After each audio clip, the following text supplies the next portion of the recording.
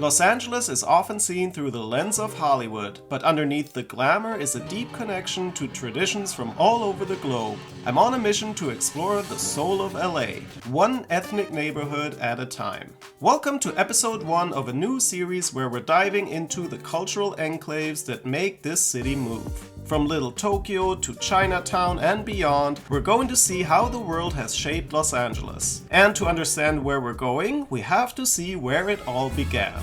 This is El Pueblo. It's the historic birthplace of Los Angeles, founded in 1781. While many people know it for the market stalls of Olvera Street, this neighborhood holds the roots of the Mexican-American identity that defines California. Today, we're uncovering a censored masterpiece, tasting 90-year-old recipes, and seeing how the past and present collide in the heart of downtown. I'm Chris, and this is the global heart of LA. To understand El Pueblo, you have to look at the names on this plaque. In 1781, 11 families, known as Los Pobladores, set out on a grueling journey. They walked over 1,000 miles from the current Mexican states Sinaloa and Sonora to establish this farming community. It was a diverse group of people. Among those 44 original settlers were people of Spanish, African, and indigenous descent. This wasn't just a Spanish outpost, it was a multicultural community from day one, which ultimately grew to the second largest metropolis in the United States. It's easy to forget that for decades this was Mexico. It wasn't until the Treaty of Guadalupe Hidalgo in 1848 that this land officially became part of the United States. Walking through El Pueblo today is a reminder of that deep foundational history. The center of it all is the Plaza. It's surrounded by some of the most historic buildings in the city. There's Our Lady Queen of Angels, the oldest Catholic church in LA, the Pico House, which was once the city's most luxurious hotel, the Plaza Firehouse, LA's first fire station, and the striking Vickery Brunswick building, one of the earliest 5-story buildings in LA, and today it houses a Mexican-American cultural center. But El Pueblo isn't just a historic site to visit, it's a living, breathing community. The plaza is the centerpiece for celebrations like Dia de los Muertos. If you're lucky enough to be here during the festivities, you see this whole area transform. This isn't a day of mourning, it's a vibrant celebration of life and a bridge between the past and the present. It's a reminder that in this neighborhood, ancestors aren't forgotten, they're invited back to the party.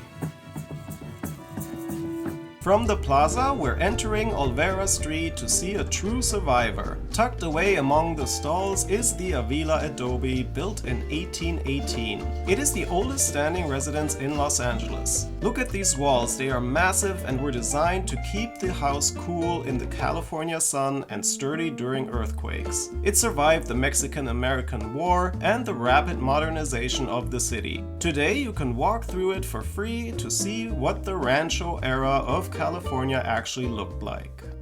You might think Olvera Street has always looked this festive, but in the 1920s, this alleyway was actually a decaying area slated for demolition. It was saved by a woman named Christine Sterling, who envisioned a Mexican marketplace to preserve the city's heritage. While some call it a romanticized version of history, her plan effectively saved these buildings from becoming parking lots. I always enjoy walking through here. There's a certain energy in exploring all the handmade crafts and traditional goods. Today, many of these vendors are 4th or 5th generation merchants keeping their family legacies alive.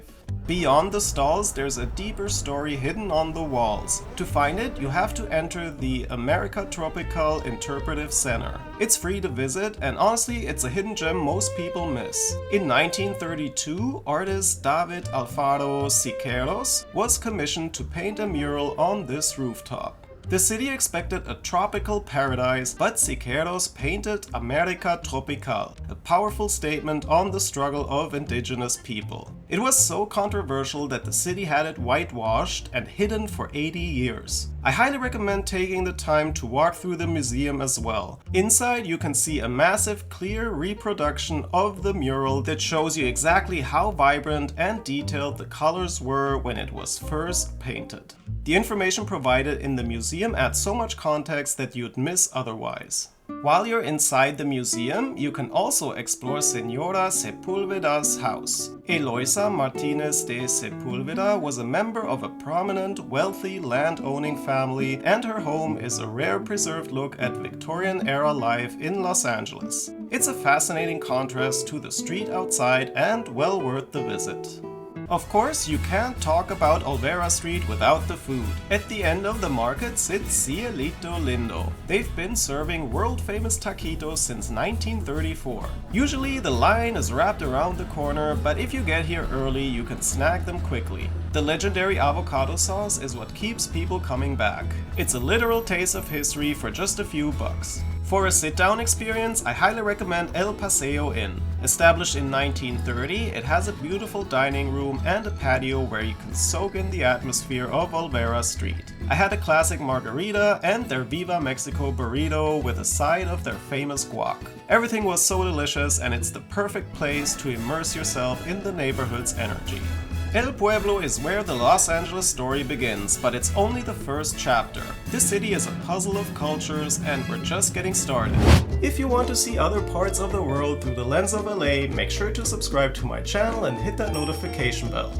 Because in the next episode, we're heading over just a few blocks to explore the bustling streets of Little Tokyo. I'll see you there!